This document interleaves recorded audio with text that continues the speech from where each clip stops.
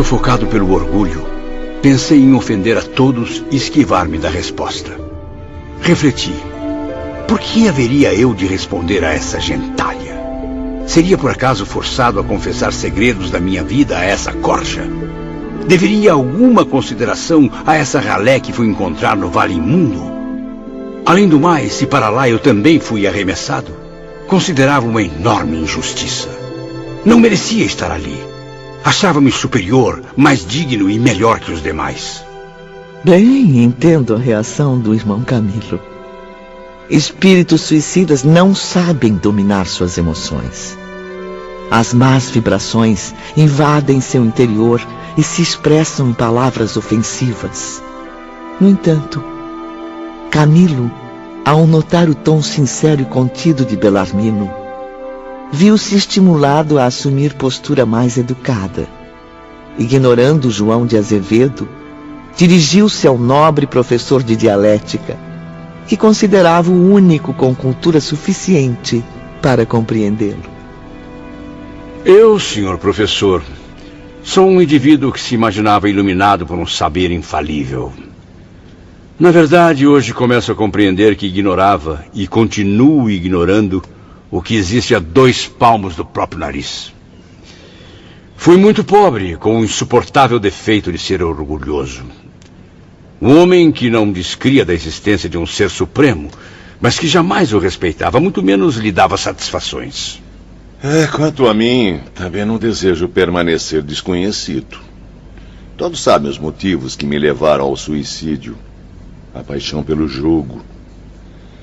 Joguei tudo, inclusive a honra e a própria vida. Por gentileza, senhor João de Azevedo, vamos deixar que Camilo prossiga. Em outro momento ficarei honrado também com a sua exposição. Fui ignorante em descrer na possibilidade de leis onipotentes partindo do Criador para dirigir a criação, o que me fez cometer erros gravíssimos. Sofri, e minha vida foi repleta de desânimo. O arrependimento nunca foi virtude do meu caráter violento e agitado. Quanto mais sofria, mais irritado e genioso ficava. E o orgulho? Eterno companheiro. Fazia-me acreditar que além de mim só existiam valores medíocres. Foram décadas de sonhos não realizados, decepções e desejos insatisfeitos.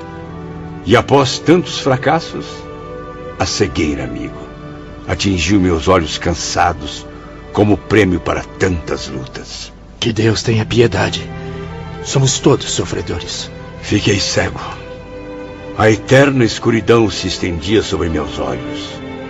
E nem a ciência dos homens, nem a fé dos solidários amigos, nem mesmo as preces ao Criador seriam capazes de me curar. Cego? Eu? Como eu viveria assim? Pensava que se o ente supremo, de quem eu não descria até então, existisse realmente, isso não aconteceria, porque Deus não teria intenção de me desgraçar. Se houvesse milhões de cegos no mundo, todos filhos do mesmo Deus, eu nada teria com isso. Mas logo eu, não deveria ser. Injustiça um fim desses para mim. Cego. Era um absurdo. Ainda mais para tão nobre escritor cuja visão é matéria-prima fundamental. O desespero passou a devorar minhas energias, minha moral, minha coragem. Fui aos poucos reduzindo minha inferioridade de um covarde. Logo eu, que tão heroicamente sabia me livrar dos imprevistos da vida, impossibilitado de continuar a lutar? Dei-me por vencido. Ao ficar cego, compreendi que minha vida já pertencia ao passado. Era uma realidade distante. Foi assim que a obsessão do suicídio passou a rondar minha mente. A morte atraía-me como um honroso fim. Estendia-me os braços sedutores, mostrando falsamente a paz do túmulo em confortadoras visões. E como eram confortadoras, amigo Camilo Botelho? Seria a perfeita solução. O melhor meio para se chegar ao fim. Ao fim? Mas que fim, meu Deus? Decidido, sozinho com a desgraça, abandonado pela fé, criei um tribunal em torno de mim mesmo. Considerei-me um mártir e condenei-me sem apelação. Mas por quê, Camilo? Por quê? É que tive medo e vergonha de ser cego. Matei-me no intuito de encobrir da sociedade, dos homens, dos meus amigos, a minha deficiência. Não, meu orgulho jamais permitiria. Ninguém iria se vangloriar vendo-me receber a compaixão alheia. Ninguém contemplaria o espetáculo humilhante da minha figura tateando nas trevas. Meus inimigos não teriam o prazer da vingança ao assistirem à minha derrota. 1000 vezes não! E Deus? Por que não recorreu à luz do Senhor Supremo? Deus? Foi ingrato comigo, pensava. Revoltei-me contra o destino. Para mim, Deus, o destino, o mundo, a sociedade, estavam todos errados. Só eu estava certo. Somente eu. Porque eu possuía inteligência avantajada e era tão pobre, quase faminto, ao passo que circulavam em torno de mim ignorantes de cofres recheados. Eu que me sentia idealista e bondoso, porque vivia molestado por problemas insolúveis. Eu, cujo coração era generoso, porque vivia incompreendido, ferido pelo descaso. Eu, honesto, correto, de bom caráter, porque vivia a tratar como patifes, negociar com ladrões, confiar em ordinários. Sim, era demais para mim. Ladrões, patifes, ordinários. Conheci bem esse tipo de gente no mundo do jogo. Certamente. Afinal, também era um deles. Repita isso e eu te mato, desgraçado! Ladrão! Eu quero respeito, senhores! Senhores, tenham calma!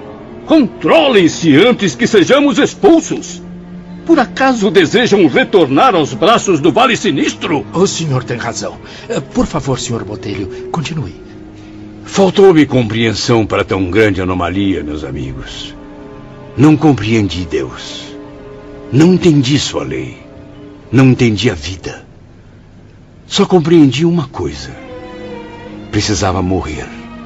Devia morrer. E quando uma criatura deixa de confiar no seu Deus e Criador, torna-se desgraçada. É um miserável, um demônio, um réprobo. Quer o abismo, procura o abismo, atira-se ao abismo. Atirei. As palavras de Camilo acabaram contaminando o ambiente da enfermaria. Os tristes enfermos foram tomados por vibrações negativas. Seus pensamentos retornaram à trágica cena do próprio suicídio. Oh, minha mãe, me ajude. Eu quero morrer.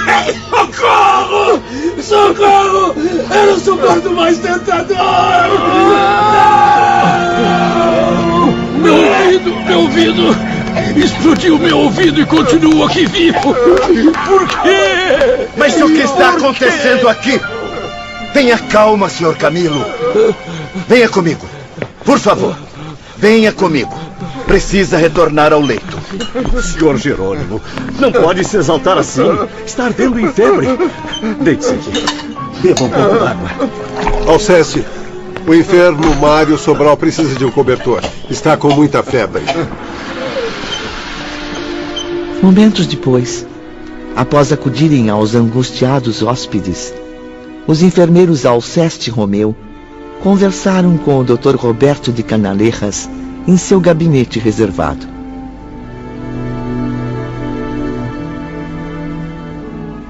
Impressionante, Dr. Roberto. Um incidente assim não era previsto. A maioria estava em pranto, a se debater em crises. Mas vocês não alertaram os enfermos sobre permanecerem em silêncio? Sim, mas creio que algum deles estimulou o diálogo. Ainda bem que chegamos a tempo. Senão todos os 10 estariam descontrolados. Pois, mais uma vez, repito a conduta que devem transmitir a todos os pacientes.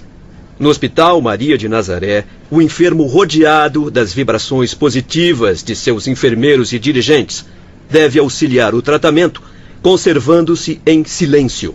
Não é aconselhável entreter-se em conversas de assuntos pessoais. O resultado pode ser desastroso. Sim, Dr. Roberto. Ficaremos mais atentos. E o Dr. Carlos, onde está? Na enfermaria onde ocorreu o incidente.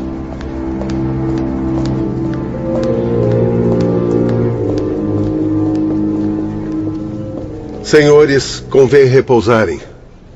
Procurem esquecer o passado, as recordações chocantes. Infringiram hoje um dos mais importantes regulamentos internos e não adianta alegar que não o conheciam. Como puderam perceber desde que chegaram, há letreiros luminosos em toda parte pedindo silêncio.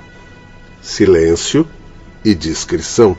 Mas então, seremos punidos, Dr. Carlos? Desta vez não, Sr. Jerônimo. Mas uma reincidência implicará em punição por parte da diretoria. E que tipo de punição, se já estamos todos aqui punidos pelo passado? A transferência para o isolamento, Sr. Camilo. Se o que aconteceu agora há pouco se repetir, produzirá distúrbios de consequências imprevisíveis, não somente para o nosso estado geral, mas também para a disciplina hospitalar. Devo lhes dizer que as regras no isolamento são bem mais rigorosas e, confesso, desejo evitar que essa medida tão ríspida seja tomada. Desculpe-me. Estou envergonhado. Creio que acabamos nos envolvendo demais com nossas tristes histórias. Se depender de mim, tal incidente não se repetirá. Espero em Deus e confio nos senhores quanto a isso. De qualquer maneira, a partir de agora, um guarda do regimento de lanceiros está designado para o plantão nesta enfermaria. 15 minutos depois, um jovem enfermeiro fez sua primeira visita aos aposentos de Camilo e seus companheiros. Meus amigos, chamo-me Joel Steele. Sou, ou fui, como queiram, português nato, mas de origem britânica. Na verdade, o velho Portugal sempre foi muito querido ao meu coração. Jamais pude esquecer os maravilhosos dias em que fui acolhido em seu seio. Fui feliz em Portugal, mas depois o destino me arrastou para o país de Gales, berço natal de minha querida mãe, Doris Steele da Costa. E então, bem, chega de apresentações. É como compatriota e amigo que convido a todos ao centro cirúrgico. Lá farão os exames necessários porque neste momento se iniciam os trabalhos de cirurgia de seus perispíritos. Graças a Deus. Quando quiser. Estou pronto, meu jovem. Não desejo outra coisa desde muito tempo. Não imagina a dor que sinto, meu caro Joel. Não sabe o quanto esperava pela presença de um médico. Pois muito bem. Assistentes, levem os senhores Mário e Jerônimo nas macas. Pobres irmãos, o estado deles requer cuidado imediato. Os que estiverem em condições de caminhar serão acompanhados pelos enfermeiros. Podemos ir? Camilo e os demais enfermos saíram, amparados pelos braços fraternos dos assistentes. Ele pôde então distinguir algo desse magnífico hospital que ainda não havia notado. Não somente a arquitetura excelente, mas também o grandioso aparelhamento. Bem lembrado, Ivori. Um conjunto de peças extraordinárias, apropriadas às necessidades clínicas no plano espiritual. Pude perceber, mesmo com a visão comprometida, o elevado grau que atingiu a medicina entre nossos protetores, embora aquele local não representasse zona adiantada da espiritualidade. Médicos dedicados, com fisionomias bondosas, atendiam os necessitados. Entretanto, nem todos vestiam uniformes indianos. Muitos trajavam longos aventais brancos e transparentes, como umas túnicas especiais, de tecido fosforescente. Senhor Camilo, aqui chegamos ao pavilhão reservado aos trabalhos assistenciais. Transfiro os seus cuidados agora ao Dr. Roberto de Canalejas. Muito obrigado, Joel. Fico muito grato em revê-lo, Dr. Roberto. Eu estou aqui para ajudá-lo no que for possível, Camilo. Queira me acompanhar, por favor. O senhor precisa fazer minuciosos e importantes exames. Meu pai, o Dr. Carlos e Ruaendo, nosso cirurgião, também vão lhe prestar assistência. Entra, Camilo. Estávamos esperando pelo senhor. Já conhece o Dr. Ruaendo? Boa tarde. Boa tarde. Fique à vontade. Vou ajudá-lo a deitar-se. Na hora seguinte, recebi intenso socorro físico e espiritual. justamente nas regiões do meu corpo terreno que foram dilaceradas pelo projétil. Os aparelhos faríngico, auditivo, visual e cerebral estão bastante comprometidos. Uma indefinível sensação invadiu a minha mente durante aquele estranho tratamento. Era como se eu possuísse um segundo corpo, um modelo do que foi destruído pelo suicídio. Como se eu fosse duplo e o segundo corpo, mesmo possuindo a capacidade de ser indestrutível, sentisse ainda as dolorosas vibrações do primitivo. Preparar sondagem de luz. Serão necessários muitos banhos magnéticos. Ativar bálsamos purificadores. Assistente, faremos agora as intervenções de substâncias luminosas, extraídas dos raios solares.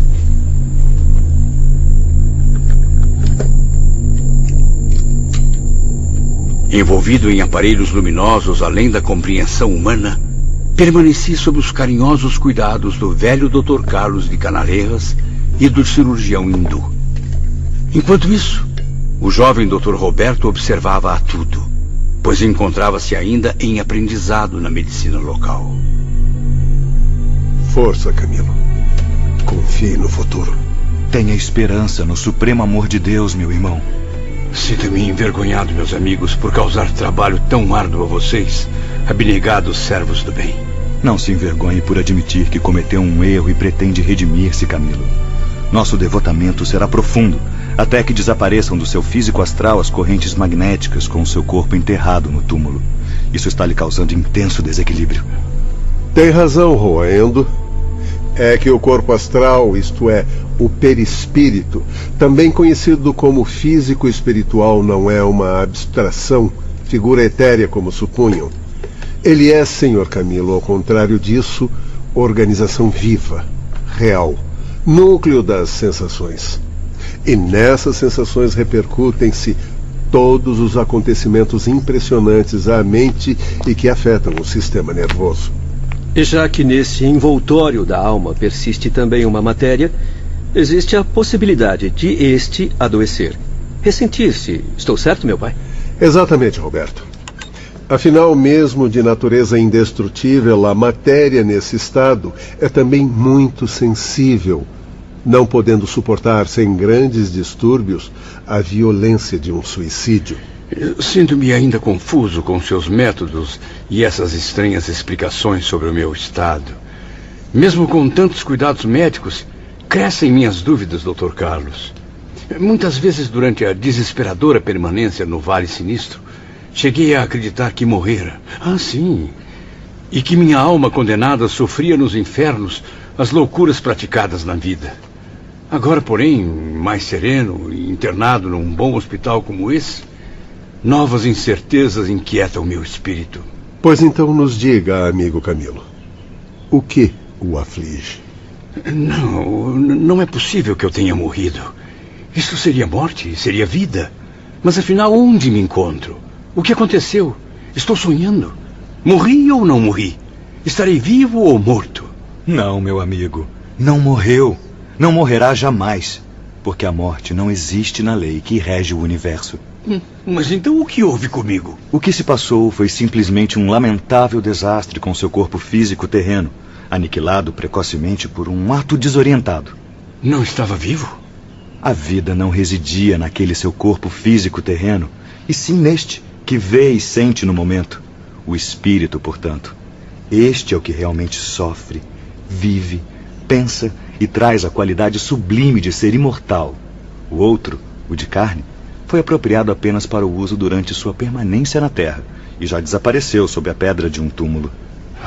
Ainda não compreendo. Tudo está muito nebuloso. Fique calmo, Sr. Camilo. Compreenderá melhor à medida que for se restabelecendo. Camilo foi levado de maca rumo à enfermaria. Seu estado requeria repouso. Serviram-lhe uma sopa reconfortante. Deram-lhe água cristalina e balsamizante. Obedecendo à caridosa sugestão de Roberto, procurou adormecer. No entanto, as palavras profundas do cirurgião hindu ainda ecoavam em sua mente atormentada. A vida não residia no corpo físico terreno que destruiu, mas sim neste espírito que vê e sente no momento, o qual traz a qualidade sublime de ser imortal.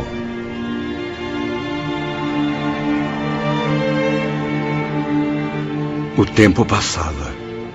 Não tínhamos notícias de nossas famílias nem dos amigos.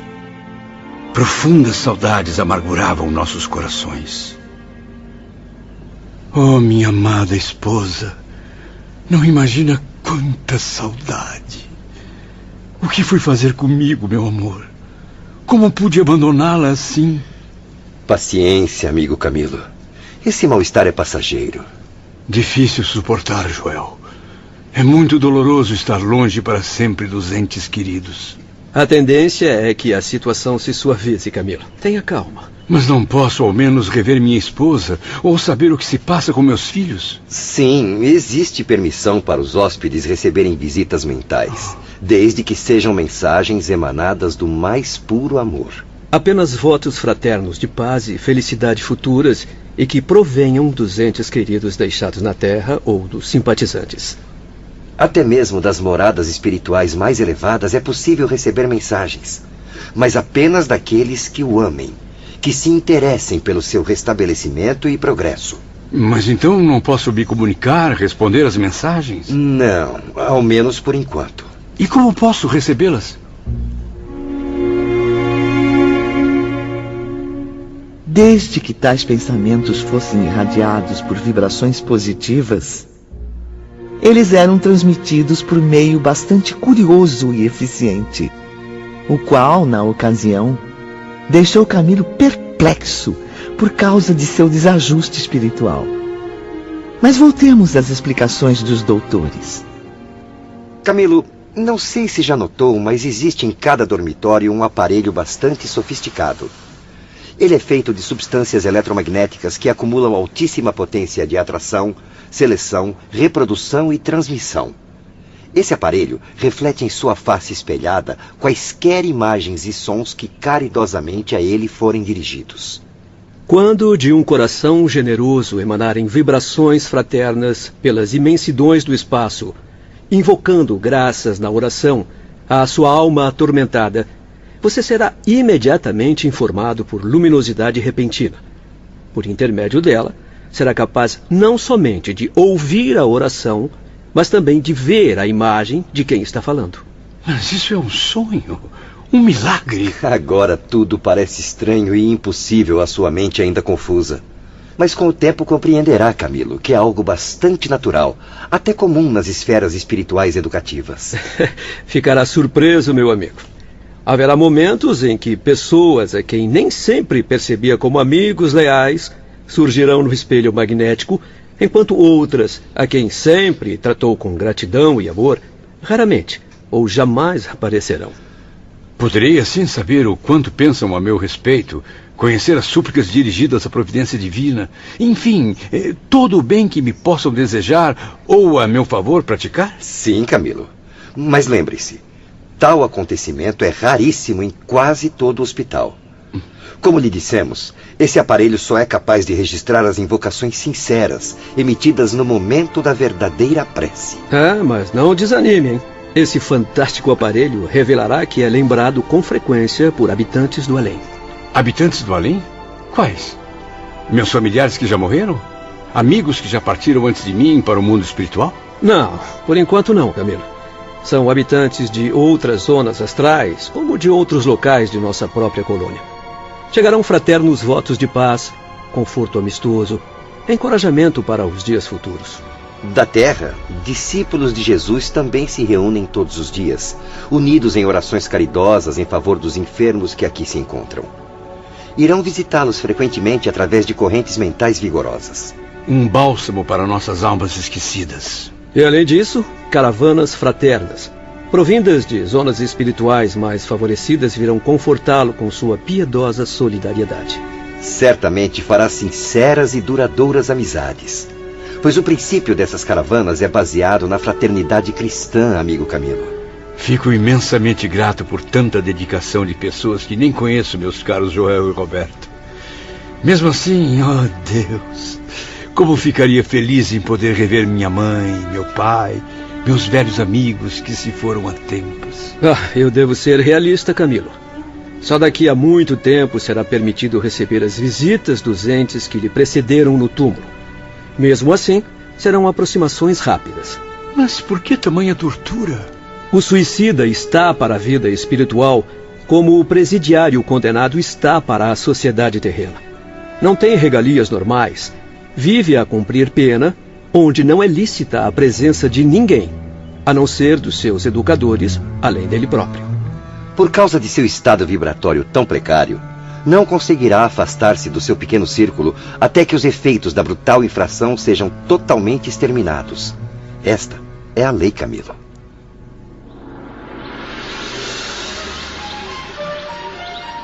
Dias depois, em certa manhã... Bom dia, meus amigos. Como se sentem? Bom dia, Dr. Roberto. Aqui devemos confortadora visita logo ao nascer do sol. Bom, eu venho convidar a todos para uma importante reunião à tarde. Na ocasião, irão conhecer o diretor do Departamento para Esclarecimentos de Interesse Geral. Não quero comparecer. Estou indisposto. O que irão fazer? Prender-me por acaso? Jerônimo, o que é isso? Veja como fala com o doutor. Não o estou reconhecendo. Não se intrometa, Visconde Botelho. Não quero ir e pronto. Não sou obrigado a obedecer por um simples fato. Estou hospitalizado, doente, além do que agora não me interessa outra coisa a não ser notícias da minha família.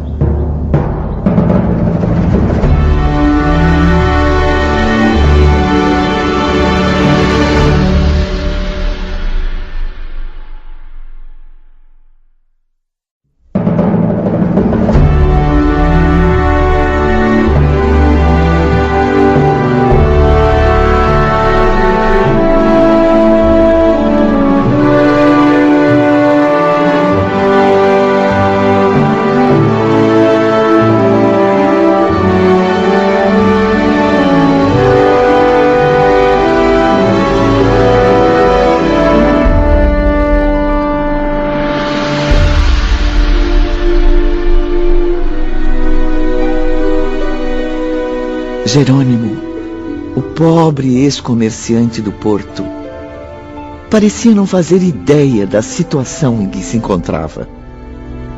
Mais do que os companheiros da enfermaria, perdia-se na desordem mental entre os estados do corpo e do espírito.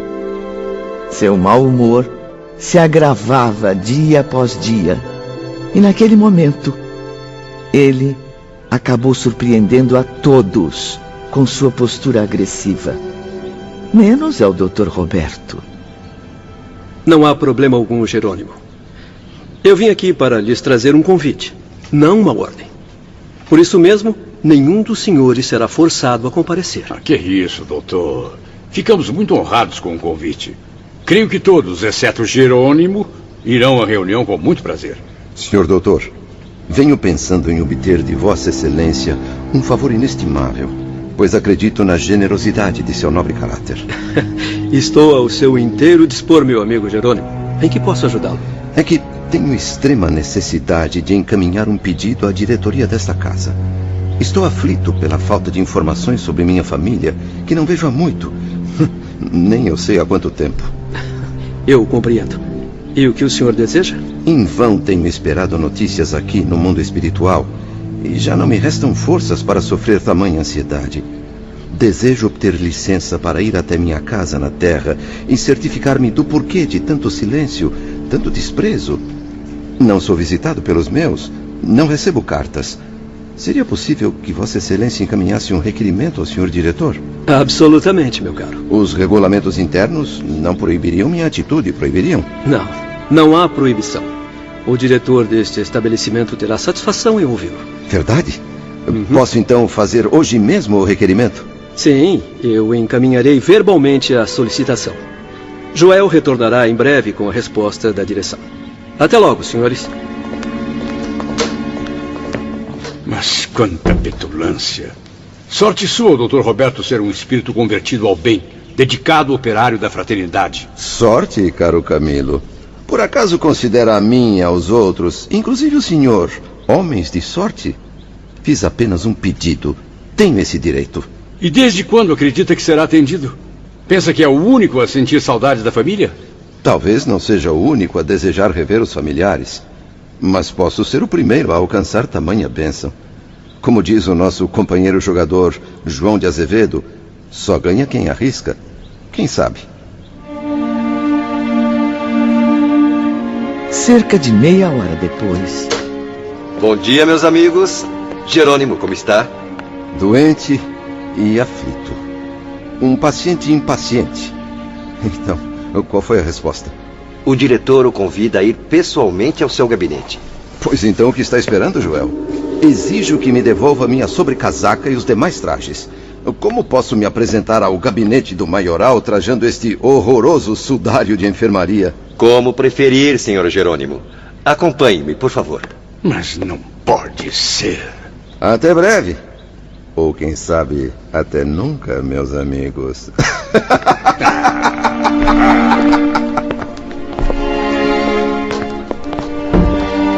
Meus caros, Alceste e eu viemos convidá-los a acompanhar seu amigo Jerônimo de Araújo Silveira. Não compreendo, Dr. Roberto.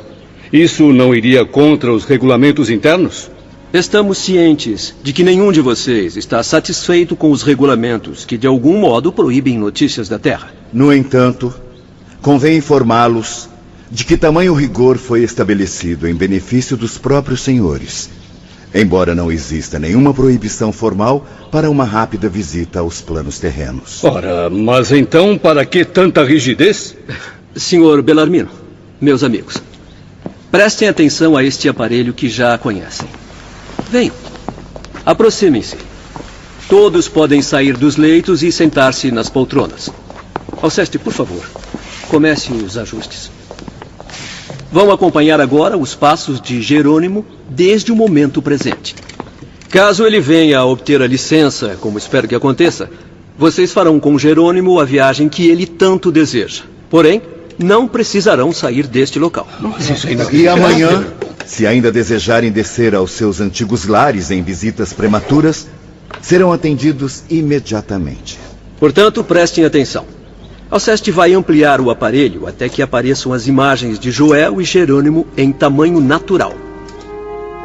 Perplexos, mas interessados, acomodamo-nos nas confortáveis poltronas. Era como se aguardássemos o início de uma peça teatral. E, de repente...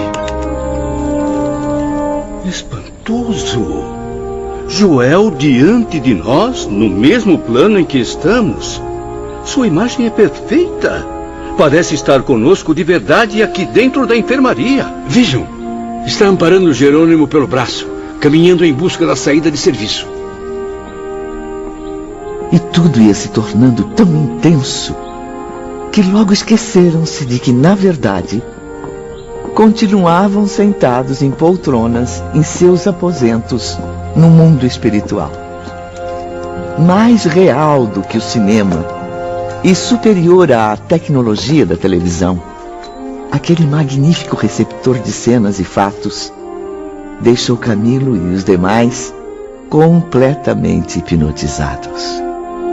E assim foi até que, embarcando na magia daquele fantástico aparelho, atravessamos com Joel e Jerônimo algumas alamedas do Parque Branco e chegamos ao edifício central. Ali se instalava a chefia daquela formosa falange de cientistas. Chegamos, Sr. Jerônimo. A partir de agora, está sob os cuidados de Romeu, assistente do diretor. Seja bem-vindo, meu amigo. Queira acompanhar-me até aquela sala de amplas janelas. Era um gabinete, espécie de escritório de consultas ou sala de visitas, disposto em perfeito estilo indiano. E o aroma? Ah, que aroma, minha cara Ivone. Um perfume sutil, de essência desconhecida ao nosso olfato, deliciou-nos. E ao mesmo tempo, ampliou nossa admiração pelo aparelho que nos servia no mundo espiritual. Logo em seguida, uma leve cortina de tecido flexível agitou-se numa das portas frontais. Confesso que me diverti ao ver a reação de Jerônimo. De um salto, o pobre homem que estava sentado procurou levantar-se e fugir, mas foi impedido por Romeu. Caro irmão Teócrito, aqui está nosso pupilo Jerônimo de Araújo Silveira. À sua frente estava um respeitável homem, em torno dos 50 anos de idade, rigorosamente vestido à indiana. Trazia um turbante alvo, no qual cintilava formosa esmeralda em forma de estrela. Túnica de mangas fartas, faixa na cintura e sandálias típicas. Romeu prosseguiu. Jerônimo vem nos preocupando muito. Deseja visitar a família no ambiente terreno. Ele não se conforma, muito menos suporta a obediência aos princípios de nossa instituição. Afirma que prefere acumular tristezas a esperar a ocasião oportuna para satisfazer seu desejo. A nitidez da imagem era de um realismo absurdo, surpreendente. O rosto do ilustre diretor, suavemente moreno, era de linhas clássicas, e o brilho de seus olhos faiscava inteligência. Percebi que Jerônimo, assim como nós, ficara surpreso e encantado com aquela nobre figura. É a mais pura expressão da verdade, senhor príncipe. Prefiro envolver-me novamente no remoinho de dores do qual saí há pouco, a suportar por mais tempo as saudades da minha família. Se então não existe proibição nas leis, rogo a generosidade de Vossa Alteza concessão para rever meus filhos. Ah, as minhas queridas filhas. Como são lindas, senhor. São 3, e apenas um rapaz. Arinda, Marieta, Margarida, que deixei com 7 anos, e Albino, que já tinha feito 10. Sofro tantas saudades, meu Deus. Minha esposa chama-se Zulmira, bonita mulher e bastante educada. Estou aflito, desesperado. Não consigo ter calma para ponderar sobre a minha situação atual e, por isso, rogo humildemente a Vossa Alteza que tenha compaixão de minhas angústias. Os olhos faiscantes do irmão Teócrito sensibilizaram-se com aquele espírito angustiado. O diretor contemplou-o bondosamente, penalizado diante da desarmonia mental do paciente. Surpreso, Jerônimo percebeu naquele olhar não autoridade, mas compreensão. Não arbitrariedade, mas a humildade de uma lágrima que nascia nas pálpebras. Venha cá, Jerônimo. Aproxime-se. Sente-se aqui. Beba um pouco desta água. Vai lhe fazer bem, meu amigo. Meu irmão Jerônimo, antes de oferecer resposta à sua súplica, devo esclarecer que, absolutamente, não sou um príncipe como supõe. Desculpe-me pelo equívoco, Alteza. Por isso mesmo, não possuo o título de Alteza. Sim, é claro. Sou simplesmente um espírito que, tendo vivido, sofrido e trabalhado em várias existências sobre a Terra, aprendeu algo que com a própria Terra se relaciona. Desculpe-me, Sr. Teócrito. Minha mente está muito confusa. Não compreendo muito bem o que diz. Um servo de Jesus Nazareno, meu irmão. Eis o que tenho a honra de ser. Embora muito modesto, sem merecimentos, rodeado de defeitos. O quê? O senhor? Rodeado de defeitos? Não acredito. A mim o senhor me parece ser brilhante, infalível. Nada disso, meu amigo. Eu sou um trabalhador humilde que, junto a você, sofredor, ensaia os primeiros passos no cultivo da vinha do Mestre Divino. Um trabalhador destacado temporariamente por ordem de Jesus Cristo para os serviços de Maria de Nazaré. Pois então, esclareça minha mente, nobre diretor. O que o faz a meus olhos ser tão superior, tão diferente de mim? Entre nós, Jerônimo, você e eu, existe uma pequena diferença, distância não muito avançada. É que, tendo vivido mais vezes sobre a Terra, eu sofri mais. Trabalhei um pouco mais, aprendendo. Portanto, renunciando sempre por amor a Deus. dominando as próprias emoções. Observei, lutei com mais entusiasmo, obtendo assim maior experiência. Não sou, como vê, soberano deste lugar, mas um simples operário da Legião de Maria. Maria, única majestade a governar este hospital no mundo da verdade. Mas então, como devo chamá-lo? Existe aqui, por acaso, alguma nomenclatura que desconheço? A hierarquia é diferente da que conheci na Terra. Um irmão mais velho. Eis a qualidade que em mim deverá enxergar. Reconhece essa hierarquia? Pois sou o seu irmão mais velho, sempre pronto a ajudar na solução dos problemas que o afligem. Portanto, pode me chamar de Teócrito e terá acertado. Muito bem, irmão Teócrito. E quanto ao meu pedido? Deseja rever seus filhos, não é, Jerônimo? É justo, meu amigo. Os filhos são parte do nosso ser, cujo amor nos enche de emoções, mas que não raramente também nos oferecem desgostos. Compreendo as suas angústias de pai amoroso, pois sei que amou os filhos com sinceridade e desprendimento. Não sei como sabe, mas é a pura verdade. Sei também da gravidade das suas dúvidas, afastado daqueles entes queridos que lá ficaram, no porto, órfãos da sua direção e amparo. Como você, eu também fui pai e também amei Jerônimo. Por isso, é mais do que justo que eu louve o seu desejo antes de censurá-lo. Isso significa que serei autorizado a partir? Não, Jerônimo. De modo algum eu o aconselharia a trocar este hospital, onde se reabilita com tanta dificuldade, pelas influências nocivas dos ambientes terrenos, ainda que apenas por uma hora, mesmo que para somente procurar notícias de seus filhos. Senhor, com o devido respeito à sua autoridade, rogo-lhe compaixão.